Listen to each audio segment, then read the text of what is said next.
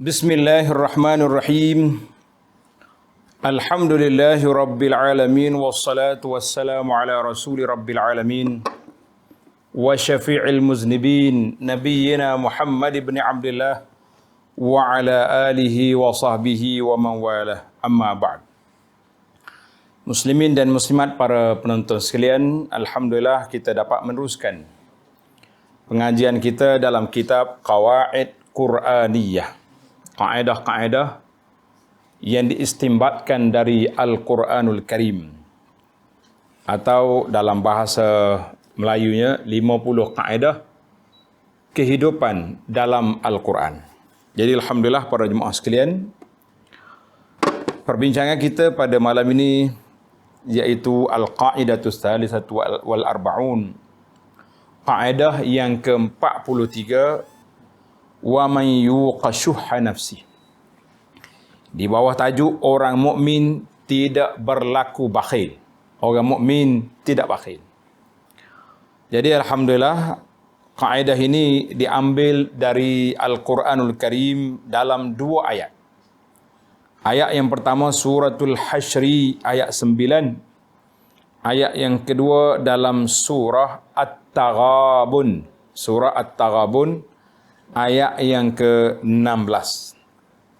Jadi alhamdulillah dua ayat yang menyebut perkara yang sama.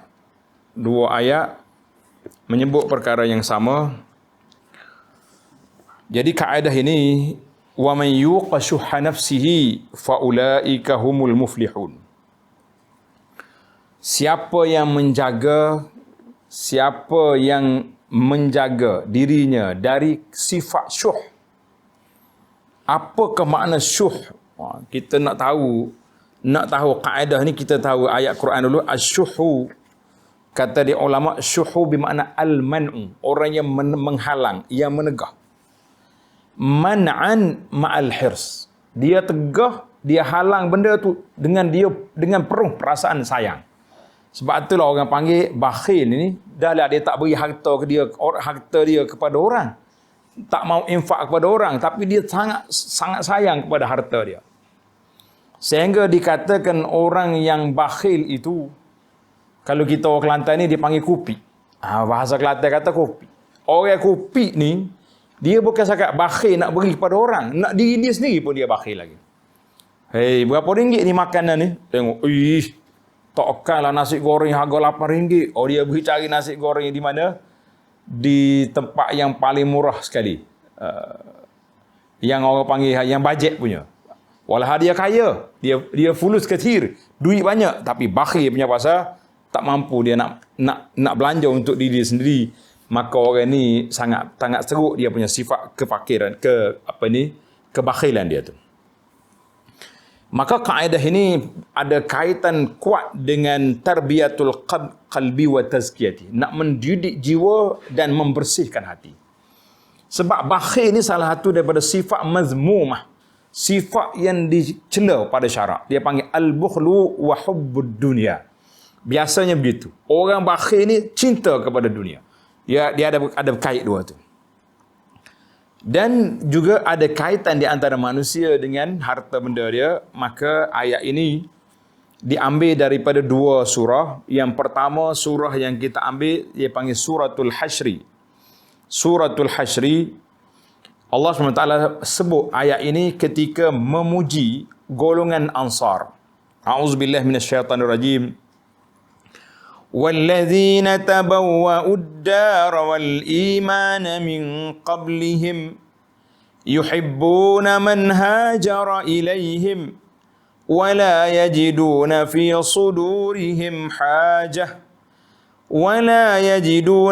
صُدُورِهِمْ حَاجَةً مِّمَّا أُوتُوا وَيُؤْثِرُونَ عَلَىٰ أَنفُسِهِمْ وَلَوْ كَانَ بِهِمْ خَصَاصَةٌ وَمَنْ يُوقَ شُحَّ نَفْسِهِ فَأُولَٰئِكَ هُمُ الْمُفْلِحُونَ.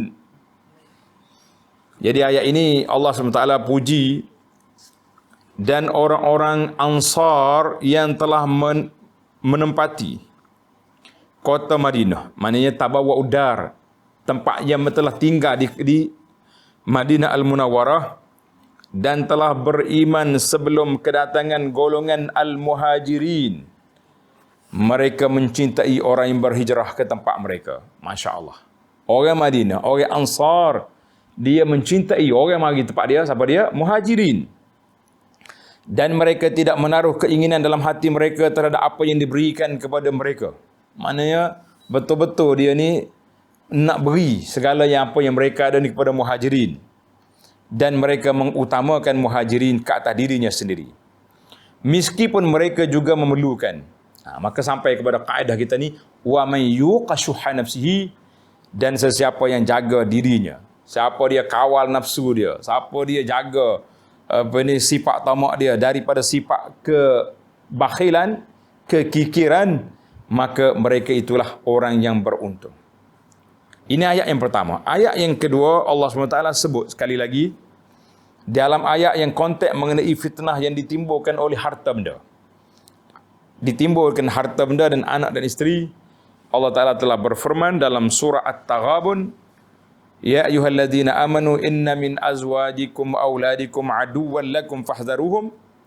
Kemudian di akhir ayat Allah Ta'ala sebut dalam ayat 16, wa man yuqa syuhha nafsihi fa ulaika humul muflihun.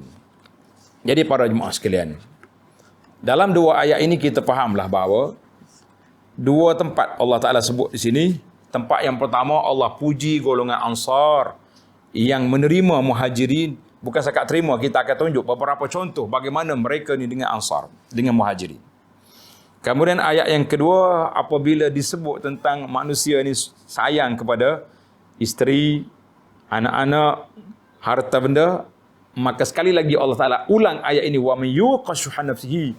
Siapa dijaga sifat bakhil dia, maka mereka akan mendapat kemenangan.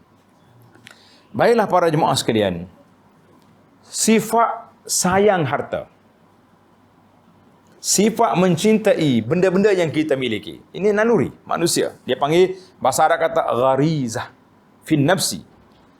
Karena itu Allah Ta'ala sebut di sini, wa man yuqa syuhha nafsihi. Siapa dia jaga, kawal sifat-sifat bakhil dalam diri dia, sifat bakhil yang dikuasai oleh nafsu dia, kita jaga. Maka ayat ini menunjukkan bahawa sifat ini mazmumah.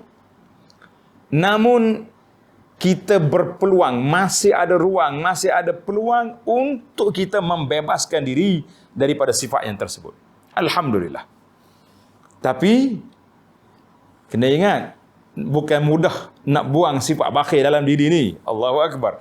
Perlu kepada mujahadah, perlu kepada perjuangan. Bukan semua orang mampu. Berapa ramai orang yang mati dengan sifat bakhilnya. Masya Allah, tabarakallah. Sehingga anak cucu nak pergi rumah atuk pun tak berapa nak pergi. Ya? Masih kena marah. Sentuh barang ni salah. Pegang hak ni tak kena. Dia kata baik jangan pergi rumah orang tua ni. Kebetulan cucu dia pula buah lompat sana sini. Kan? Kita kata betapa bakhilnya. Ada setengah nenek ni, atuk ni Masya Allah. Kalau dengan cucu, beres je. Nah, tapi orang bakhil ni tak kira siapa.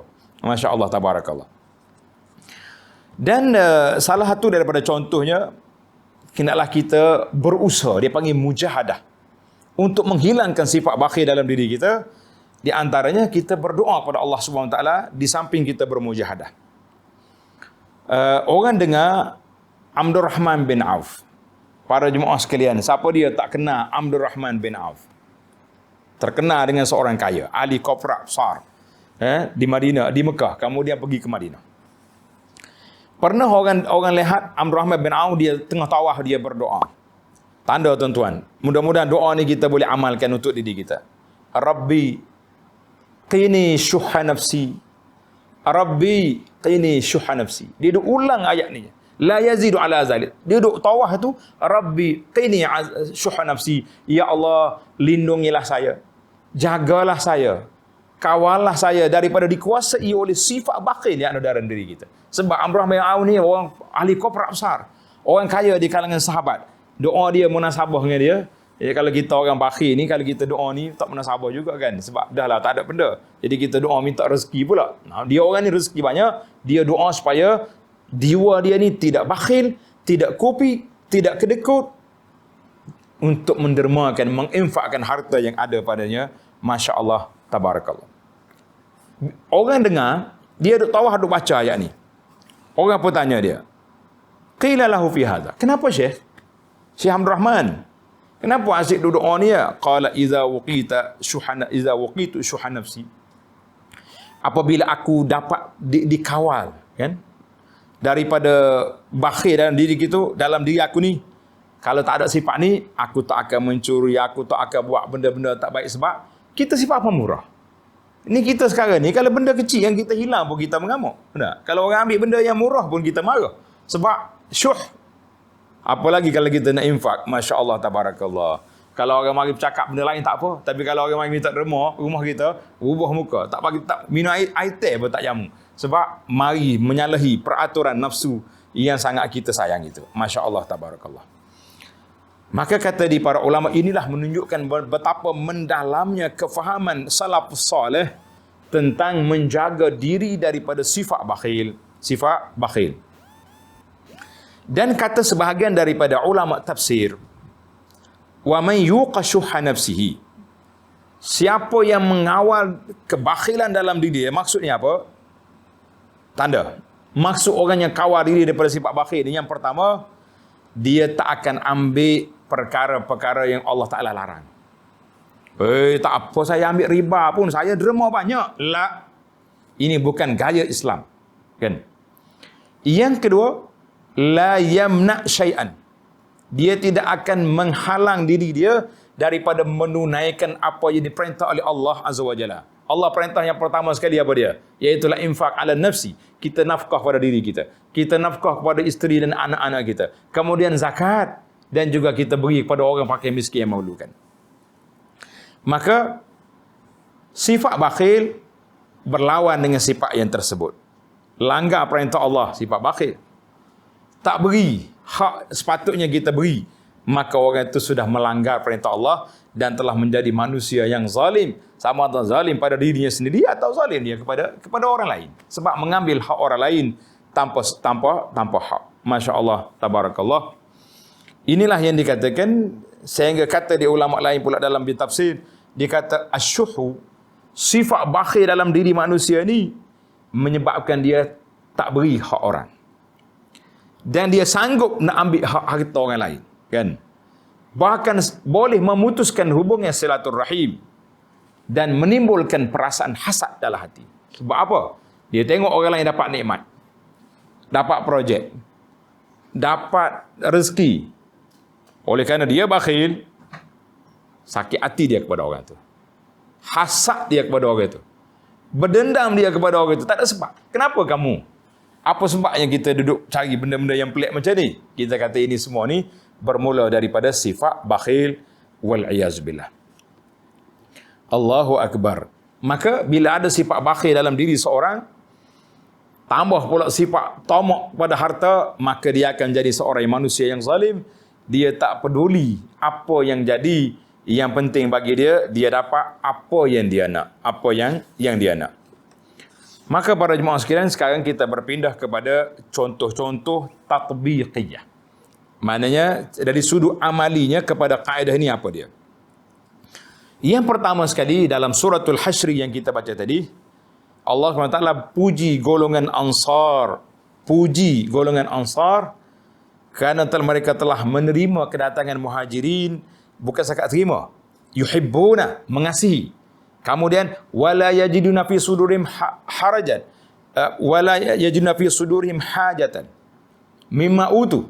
Dalam hati mereka tak ada benda. Kita ada juga kadang-kadang kita beri benda kepada orang kerana nak tarik balik dan nak ambil lepas pada ni. Tapi dia orang beri lillahi ta'ala, bukan kerana nak balasan dan sebagainya. Wa yusiruna ala anfusihim, mereka melebihkan orang lain walaupun mereka susah. Maka disitulah Allah Ta'ala puji golongan Al-Ansar sebagai apa? Yang pertama sekali sifat hub, cinta dia. Yang kedua, hati mereka lapang. Yang ketiga, sifat al-ithar. Apa makna ithar? Sifat mengutamakan orang lain dalam bab-bab keduniaan. Masya Allah, tabarakallah. Suatu kisah, Imam Bukhari rahimahullah ta'ala telah meriwayatkan dari sahihnya daripada hadis Anas. Qadima Abdurrahman bin Auf radhiyallahu anhu. Abdurrahman bin Auf hijrah Mekah ke Madinah. Kemudian Nabi SAW telah mempersaudarakan di antara dia dengan Sa'd bin Rabi' radhiyallahu anhu. Abdurrahman bin Auf ahli Kopra. Sa'd bin Rabi' ahli Kopra Madinah. Nabi kita letak orang yang setara. Kalau letak orang kaya, kita orang miskin, payah nak bincang. Tak. Nak bincang bab bisnes sukar. Ni kita tak sama-sama ahli usahawan. Kata Sa'ad, ya Abdurrahman, qad alimatil ansar. Orang Ansar ni semua tahu, ya Abdurrahman, aku ni salah seorang daripada orang kaya Madinah. Maka oleh kerana Nabi telah mempersaudarakan awak dengan saya, maka pada saat ini aku nak bagi harta aku bagi dua. Bukan sikit-sikit, aku orang kaya Madinah, nak bagi dua harta. Wali mer'atan, aku ada dua isteri. Mau pilih nak mana? Hak muda ke hak tua? Aku akan ceraikan, habis hadah, mu kahwin. Masya Allah, tabarakallah. Kita kata zaman tu, zaman orang jiwa baik, zaman orang punya kemuliaan diri, zaman orang tak tamak hak orang. Abdurrahman bin Auf kata apa? Barakallahu laka fi ahlika. Allah Ta'ala berkatlah kamu. Allah Ta'ala berkatlah harta bendamu. Allah Ta'ala berkatlah kamu di keluarga kamu. Dullani ala suq. Tunjuk saya esok di mana pasar Madinah. Pasal itulah kata orang, di mana perginya orang-orang yang dulunya memberi sumbangan yang tanpa had. Kan? Zaman kita sekarang ni, kalau orang mari rumah kita, awak ambil lah apa yang nak. Silakan. Kita ni adik-beradik. Jawab dia kutik lah kita. Tunggu lori datang lah. Jangan bergurau. Tapi zaman tu, zaman orang baik jiwa, orang nafsu, tak tamak, boleh terjadi sedemikian. Abdurrahman bin Auf kata apa? Ya Sa'ad, terima kasih. Allah Ta'ala berkati kamu dan keluarga dan harta bendamu. Tunjukkan aku di mana ke pasar. Abdurrahman pergi ke pasar besok. Masya Allah. Ali Kopra. Dia jual apa pun orang beli. Sekejap aja Abdurrahman telah bertukar. Dia pula menjadi ahli Kopra. Masuk dalam Dewan Perniagaan Madinah. Masya Allah. Tabarakallah. Ini dipanggil Al-Isar. Al-Isar maksudnya para jemaah sekalian, kita boleh melebihkan orang lain dalam bab keduniaan. Dalam bab dunia, contohnya kita duduk beratur, tengok orang nak beli barang. Ada makcik tua tak larat. Sila masuk dulu. Kita beratur buffet nak makan, tengok orang-orang tua pakcik-pakcik. Sila pakcik, masuk dulu. Tak apa.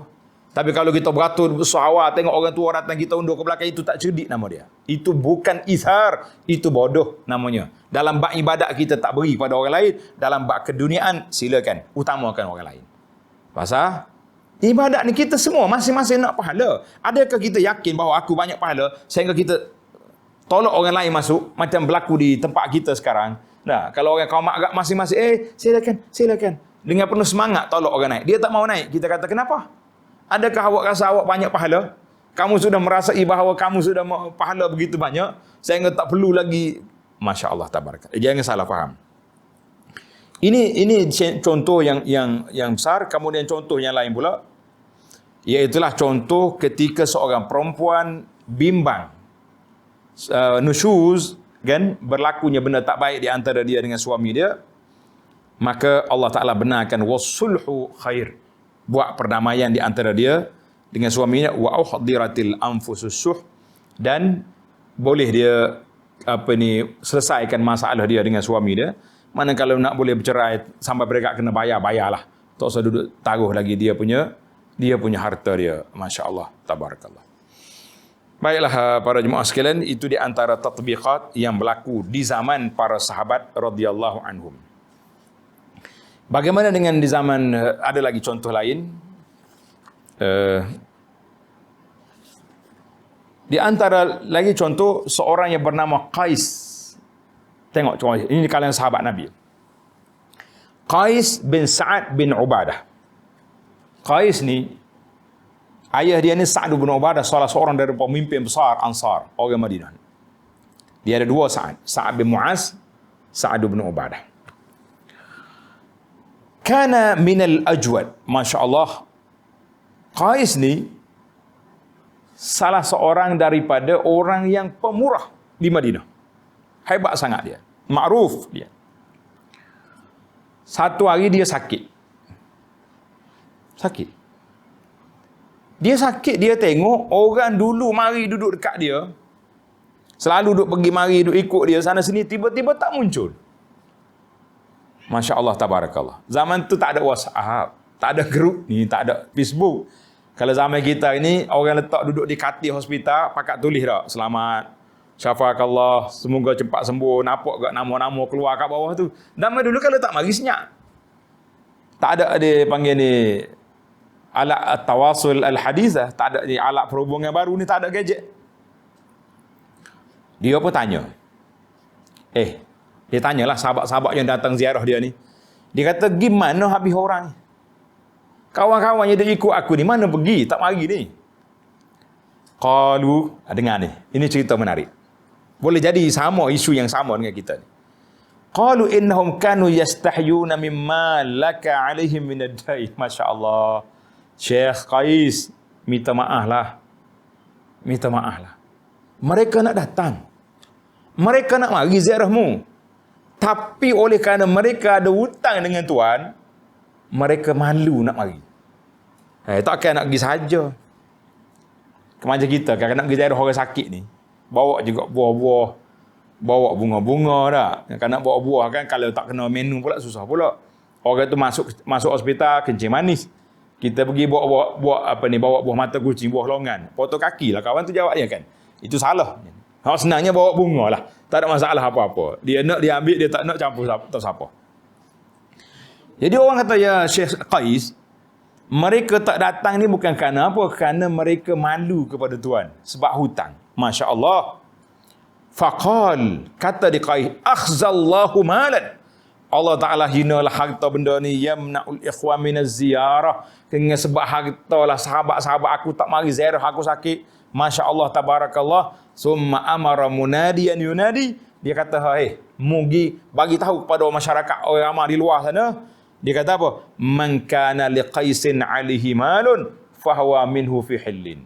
Siapa di kalangan kamu yang ada hutang dengan Qais, dia telah halal semua harta dia, hutang dia, Masya Allah. Kata di rawi hadis, fama amsa. Tak sampai petang, sampai pecah muka pintu rumah Qais. Berjujuk pakat mari, ramai orang pakat mari. Kita kata Masya Allah, tabarakallah. Muslimin dan muslimat para jemaah sekalian, demikianlah keadaan kita hari ini. Kadang-kadang dengan sebab kita bakhil, orang benci dengan kita. Sebab itu banyak sekali terdapat dalam ayat Al-Quran, galakkan supaya kita bersedekah, supaya kita infak, supaya kita dermakan harta kita fisabilillah. Sebab apa? Dengan kita menderma, orang-orang yang sakit hati dengan kita pun hilang sakit hati dia. Orang yang rasa